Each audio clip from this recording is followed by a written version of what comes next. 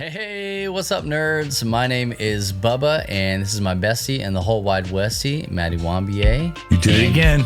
Yeah, I'm gonna do it every time. That's my intro. Every time. Hey.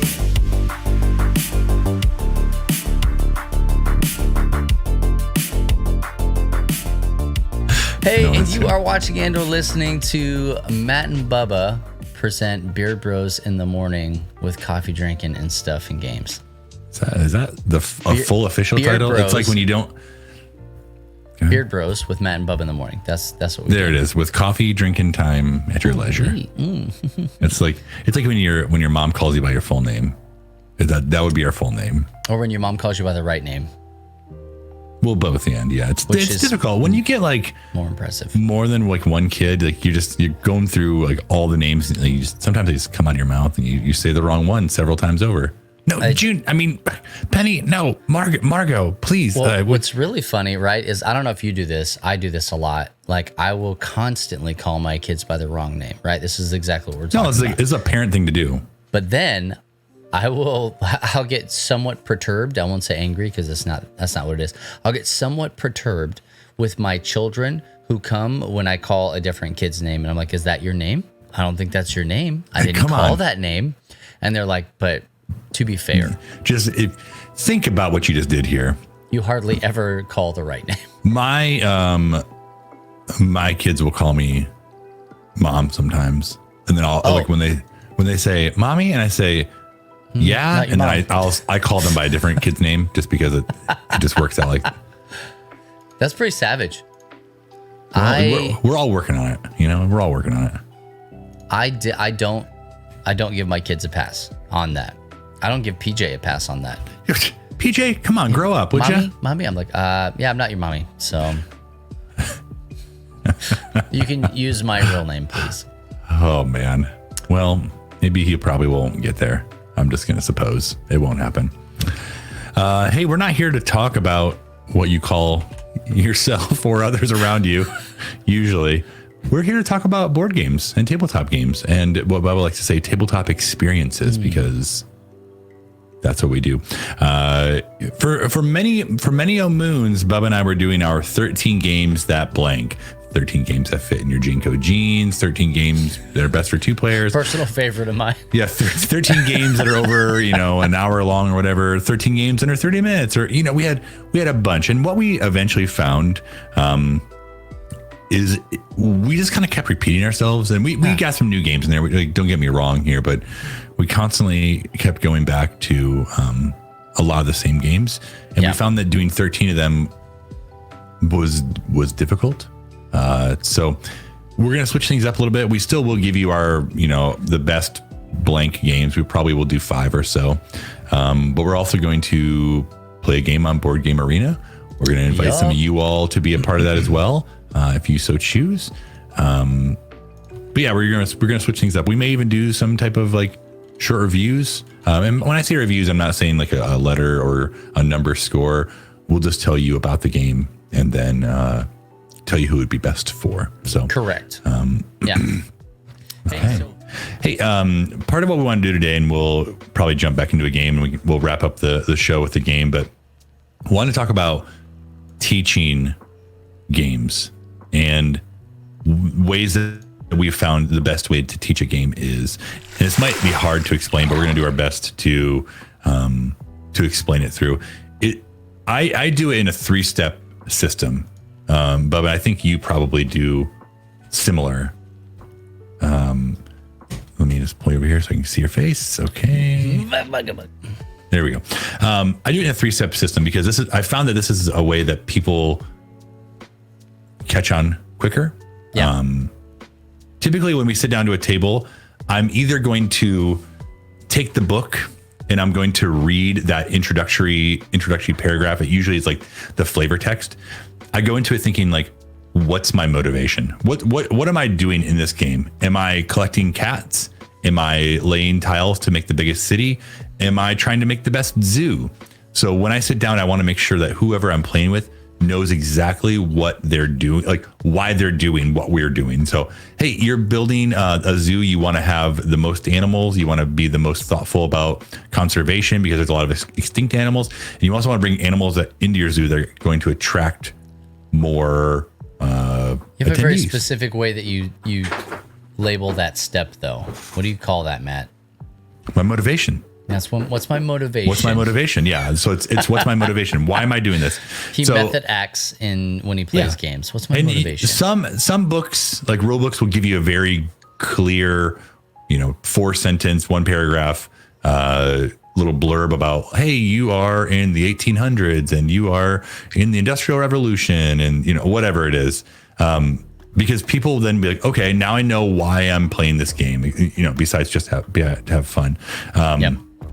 But you want to make sure that they know what their motivation is. The next thing I'm going to do, that's step 1. The next thing I'm going to do is tell them how they can win, like how they're scoring points, how the game ends, basically. So this is when the game ends, and this is how you score those points.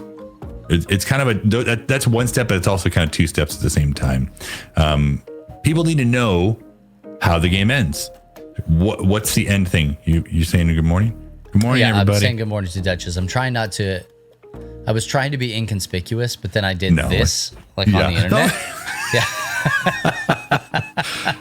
So we're going for motivation. We're going for end game, and then we're going to say, how do I get points? Or how do I, like, if it's a scoring game, like, how do I score? Where do the points come from? Mm-hmm. And from there, I guess it's a 4-step. I said 3. From there, I'm going to start going down into a step-by-step of the game. Now, it's really important to keep in mind that some may argue this, and I know the type of person you are, to not give them all the information all up front. That's me. Yeah, I'm personally, I'm not going to give you every minutia of the game, because if you're playing a 3-hour game, you don't really need to know, when A happens, B happens. So just an example with Arc Nova. Arc Nova allows you to upgrade your cards. Yeah. I won't even talk about the other side of the cards until the option comes up that they can upgrade their cards. I'm like, I will mention, hey, there will be points in this game where you'll be able to upgrade your cards and flip them. When that happens, I will talk to you about what those mean. Right. Like, you don't want to fill their brain so much with all this. I call it useless information. It's not useless. It's going to be helpful for your, end game.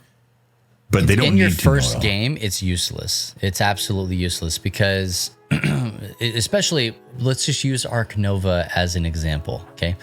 Especially in a game like Arc Nova that is a very long play, okay? It's a very dense game. You're like, oh, how cool! We'll just make a zoo. No, you have to have a zoo making degree in order to play that game, and you get that degree in the rule book.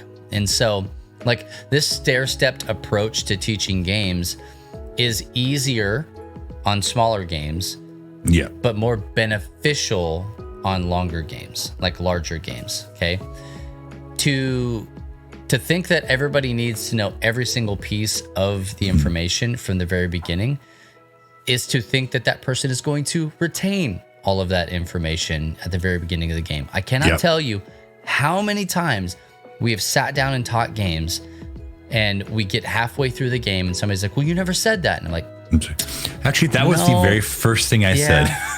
You decided you didn't want to listen, so you got bored and got up and went and got a snack. And that's when I was trying to speak loudly over everybody else in the room to say that thing. And so you're trying to cram all this information into a small spot. So you hit these high points that we're talking about, and then you can move on. And once you get to that point, you're like, hey, okay, now we're going to do this. Yeah. For instance, when I was teaching Wonderland's War this past weekend at Strong Tower Con, I would say, hey, this is what the Tea Party phase is going to be. Let's talk about all that stuff. These are some things that are going to happen in the war phase, but we're actually not going to talk about the war phase at all right now until we get there. And then what happens is everybody pays the same amount of stupid tax at the same time, right? Yep. Everybody makes the same boneheaded decision. Just like, oh, well, I didn't know. You're like, well, don't worry, because neither did they. Nobody knows. Yep. You're learning an entirely new thing in this phase of the game. With Carcassonne, what we just played, no problem. Hey, You laid here, you did that, whatever. Like the game is just so fluid and rapid. Yeah. With other games that have very specific phases, it just makes sense to take them in small chunks. Yeah. Now, I will say, if you're able to, and this might be a specific instance, like if you're going to a convention with us to teach a game, or if you're going to convention period, or going out into public to teach a new game, play it a few times before you get to this event. That will help you work out a lot of the kinks that you find after, one or two plays. You'll remember those things you forgot about, hopefully. And then you'll be like, hey, this is important. This is often forgotten. Like, heads up on this area. Like, this is the most difficult to understand. I get the most questions. Mm-hmm. Focus in on this thing. And that's typically what I try to do. I know, Bubba, you do the same. Like, at least play it through a few times to make sure you know the flow of the game and what's important to mention early on and what's not important to mention early on. Yeah. Yeah. Exactly, Chad. Don't do it 10 minutes before the stream. We've done this. Bubba and I and Chad and others in the chat here, we've played games on stream that we just learned 10 minutes before. And sometimes it goes okay. Other times you're like, well, I messed up that entire game. I feel like that's the curse of the content creator. Yeah. Right? Is that you have just 1 billion games that you need to play. And so you may feel like you have everything good enough, and then you just launch into the game on a live stream or wherever. Mm-hmm. Now, I will say this, okay? We do a lot of our stuff in convention space. We demo games for publishers and distributors and creators and all sorts of stuff. I feel like those are the safest places, as weird as it's going to sound. I feel like those are the safest places to teach the game wrong. Mm-hmm. It's not like, oh, well, because the creator is right here. It's because when we teach games, and this is the secret sauce from LTN, right? When we teach games, it's all about the experience. Did you have fun? Do you want to come back and play that again? Every single time somebody sits down to the table with us, we want that to be the absolute best time anybody's ever had playing that game. And I would say probably 7 to 8 times out of 10, that's what we hit. Mm-hmm. Sometimes you sit down with people and they're not feeling it. They're tired. They're only there for 10 minutes. They're not engaged. They're moving on. They're doing stuff. Yep. But those 7 or 8 out of 10 times, you just go all out. We talk about stupid tax. That is, I don't make people pay stupid tax, or like I said, if we do, everybody pays the same amount at the same time. I am really good about saying things like, oh yeah, I remember when you ... Somebody was like, oh, it's almost back around to their turn. Like, oh, I would have done this if I would have. I remember when you did that. Yeah, go no ahead. Problem. Yeah, and so you'll have some people like, no, I'm learning the game. I'm like, no, you're learning the game. You didn't know better, and it's okay. Like, I'm going to allow the rest of you to do the exact same thing because you're still learning the game. I think just making sure in all things, like, just have fun when you're doing it. Like, really try to enjoy it. I tried to make jokes along the way. I poke fun at myself. I talk to myself in the third person, talking to them, or third person. I talk like they're talking to me. Like, just make it a good experience. Obviously, the people that you're teaching will have a big part to do with that. But being able to read the room and helping when you need to. Like, if I'm teaching certain people, I'm going to give them extra attention to make sure that if they're not getting it, like, I'm there to step in, answer any question. Like, hey, I'm not cheating. I don't care. I just want you to learn this game and have fun with it. Like, here's some strategy I would do. Like, you have this card that allows you to play lizards. You have this card that it gives you a lizard. Let's go ahead and build you a lizard hut. Like, so you can get these out there for free, basically. That's Ark Nova for anybody. Yeah, I'm talking about Ark Nova. Yeah. No, that's real life right there. I only told one person I was a lizard king this past weekend. Once. That's not true, because when I walked up, I heard you say it twice. Again. Twice. Okay. I said it at least twice. Because I'm lizard king. Teaching kids games is similar, but can be different, because usually kids games are pretty snap and go. Like, put the thing down, let's move the next turn, which is great. Yep. I saw Shane said he's good at teaching kids games. Your kids play a lot of games. Yeah, So just Shane. not adults though. I will say this. So Shaun of the Dead said in here, he teaches differently. He teaches trial by fire.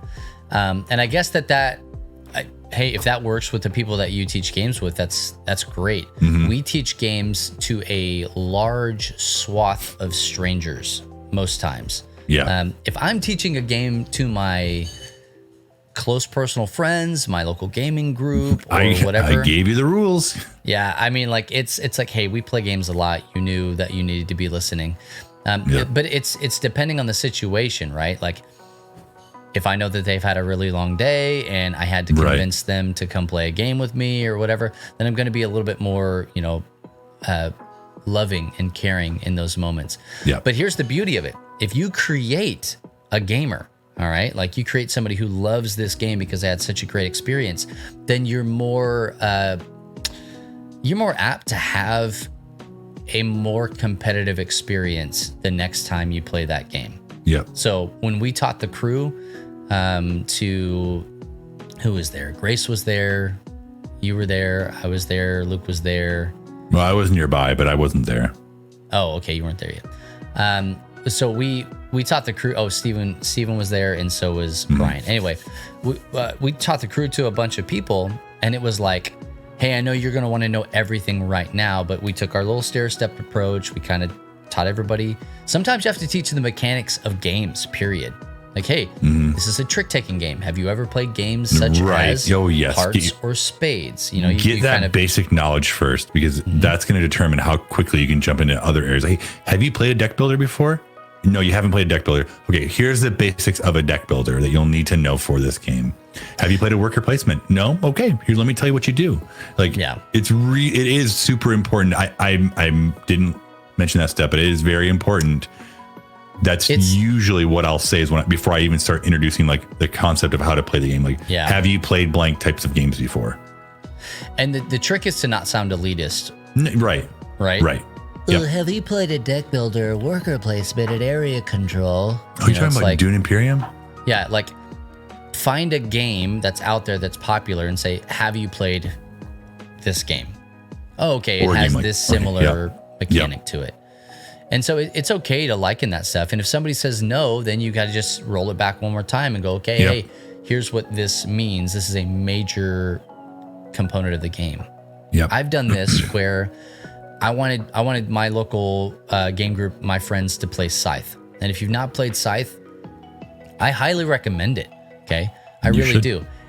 It's a long teach. It's a long game.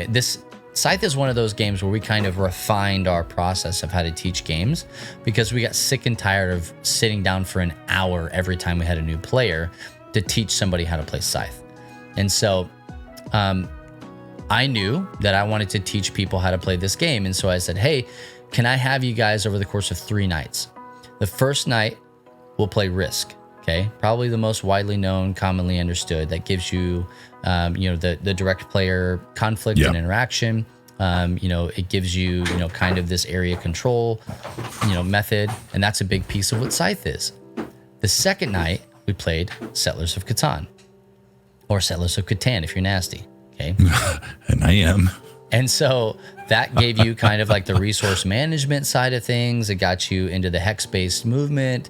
And all that stuff. Like it kind of introduced you into what the board is going to actually look and feel like. And then on the third night, we played Scythe. And I kid you not, on that third night, when we were starting to talk about things, they're like, oh, okay. Oh, that's like, oh, yeah. And so like we had already had like a progression instead of just going, hey, we're going to play Twilight Imperium 4th edition tonight. Let's do it right now. Everybody buckle up. Like, ease people into things if you're able to. Like, you have a local gaming group, people you play with often. Like, ease them in. Take the time to kind of get to the place that you want them to be, instead of just, hitting them over the head with a big old crunchy game. So, yep, I agree. Tip. I think all that to say, like, part of what we do with Love Thy Nerd, and Bubba kind of mentioned, is we go to conventions and we work with game developers. We work with game companies, and we teach their games for them, and we sell their games for them. And we put a lot of emphasis on knowing their games, being competent before we get to the convention. So Usually the companies will send the games out to whoever it is, let you, look through it, play through it, hopefully. And then we'll all get there a day early. And then we'll just play through everyone's games to make sure they've got it. We'll give some corrections like, hey, you should make sure you're mentioning this when you start. Usually demoing games, it's going to be a pretty quick demo and they're not going to retain all the rules anyways. But we want to make sure that we sound and are competent when we speak of their games. Yeah. If this sounds like something you all would want to do here in chat, let us know. We'd love for you to come on a trip with us. We go to 4 or 5 per year, perhaps more, sooner than later. And we'd love for you to be a part of that. Like Bubba was saying, we really do need people to come with us to PAX Unplugged. We're going to be working with Thunderworks and Funko. And they are asking for several of us because they trust us. We need probably 10. I would say 12 people. 12 would be safe. So Funko is looking for 8 people, and Thunderworks is asking for 2, but I want to give them 4 so that we can kind of don't work all day. Kind of chop it up a little bit. We usually try to do 4-hour shifts each day. You'll get an exhibitor badge. You'll be able to get in early. Some conventions let you stay a little bit later and look around, but yeah, you'll kind of have, I'll call it all access, because if you have that badge, you basically can go wherever you want. Anywhere you want. Yeah. Yeah. So if that's something you've been thinking about, hey, I'd love to be a part of that, or I didn't even know you were doing that, let us know, please. You can email us, Matt@lovethatnerd.com, Bubba@lovethatnerd.com. We'd love to chat more with you about what that means. PAX Unplugged is the very first weekend in December. I know it's close to Christmas, but you can tell Meemaw to get your Christmas present and let you go to PAX Unplugged, because we also make sure you are there to love and to serve our nerdy neighbors, but we also want to give you time to go and experience the convention. Oh yeah. Buy some games, go to whatever game or game company you're passionate about and go be a nerd there. Go nerd out. You want to go play Pokemon with people? Go play Pokemon with people, because you can speak more than I couldn't sit down and play. I just don't have the same level that some other people with Magic don't have the same level of knowledge. And if you're knowledgeable, it's almost an instant into people's lives. Oh, you know about Magic? What's your favorite deck type? How long have you been playing? Just being able to kind of you have the instant connection there. And that's what we're looking for. Agent Nomac would like for you to know that Meemaw is not the booze of him. Well, she is scary though. It's the white dress she's always in. Yeah, I know. Super scary. She's not it though. It's Peepaw. Peepaw's scary. Hey, legitimately speaking, when we're there, when we're on mission, we have a blast. We have a lot of fun. You're going to be very tired. You'll be tired. Don't let the games fool you. Okay. Mm-hmm. Don't let the fun environment fool you. You will have a blast, but you will also be tired.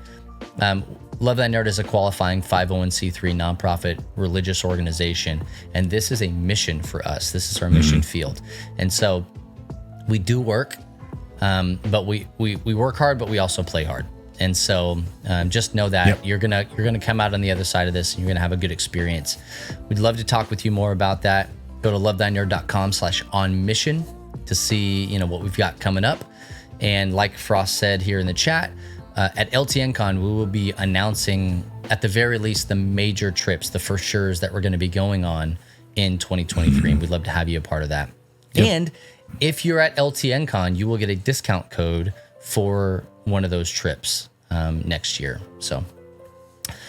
But teaching games is a big part of what we do. I did mention earlier that the safe space for you to teach the game is in the space that we give you, where you're in the booth and whatever. And I also mentioned it was because of the experience. People are going to forget how to play the game when they go home. Really, and they'll read the rules themselves. The whole point is for us to make sure that game gets into their hands. That's our mission when we're at the booth, is to the people who run the booth. And so we want to make sure that experience is something that they want to replicate with their friends and family. I have very vivid memories, Matt. I don't know if you do. You're getting a little old, but who's speaking? Come closer. Oh, I think it's my knees that are speaking. Ouchie. I have very vivid memories of you and I running Trial by Trolley for Skybound, and just legitimately speaking, that being one of the most fun experiences that I've ever had running a game. It's very true, and that was also a very long weekend too. It was so fun, and so it was tiring. It was really good. I remember sleeping well when I finally slept, but it was a whole lot of fun. Well, hey, thank you so much for playing with us and for hanging out and being a part of all the stuff that we're doing over here with Love Thy Nerd. Matt and I we will be back next week. Yeah. Okay, and we'll be doing another gaming tabletop topic. Maybe we'll be, I don't know, teaching you guys about a different game mechanic or something. We're moving out of the 13 bloody blahs. I feel like that's run its course. We talked about it ad nauseum. Matt and I did, and we both agreed that we think that we're done with that. That was really fun. It just get to a point we couldn't do it anymore. Just truthfully, it's not sustainable. It's not sustainable. Nope. But you know what is sustainable? Going to lovethynerd.com, checking out all the great articles, resources, videos, podcasts, joining us on a mission trip, learning about what it is that we do and why we do what we do, all that stuff. Go to lovethynerd.com. And if you want to get involved in the community that we have, you can go to lovethynerd.com/community. Exclamation point LTN in the chat will get you all the things that you need to know. But do us a favor, join our BGA group, exclamation point BGA, and also find us in the brand new Beard Bros section on our Discord server so that you can get in on these games. You can share ideas with us. We can chitty chat about all the cool stuff. We want to make sure that you have a voice in what it is that we're doing here. Yep. I would be remiss if I didn't mention that we are qualifying 501c3 nonprofit organization, and if you decide, you can become a financial partner with us by going to lovethynerd.com/partner or exclamation point partner in the chat. Your gifts are tax deductible, and we would love for you to come and be a part of what it is that we're doing. Because the simple fact is that ministry costs money, and we can't do it without you. So we want to give you an opportunity to join that. If you do, you get access to a special Facebook group called the Fellowship of the Nerd, where we ask you questions, we share insider information, you help us make decisions on some things. We give you an opportunity to be a loud voice in the things that we do. And you have an and as well? And it might be the same and.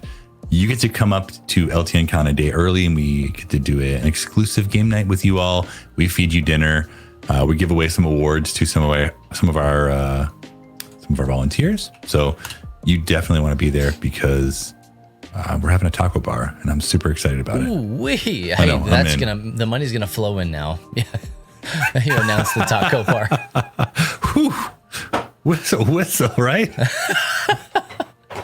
I was going to say that when we have opportunities for people, that's the first place that we post them. Is in that special. Well, that too, but just also plus tacos. So. Absolutely, and tacos, yeah. Yeah. Well, hey, stick around. We are going to raid Checkpoint Church. Checkpoint, POINT is your church. Sweet. Yep, that's a place. We did it.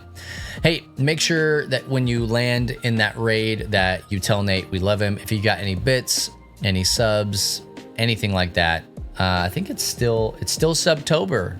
Still Subtober. If you wanted to go and sub to that channel over there with Checkpoint Church and Nate, you get a discount on doing that. So highly recommend it. But we're going to get out of here. We'll be back. What's today? Thursday? We'll be back tomorrow. If you're watching us live on twitch.tv/lovethynerd.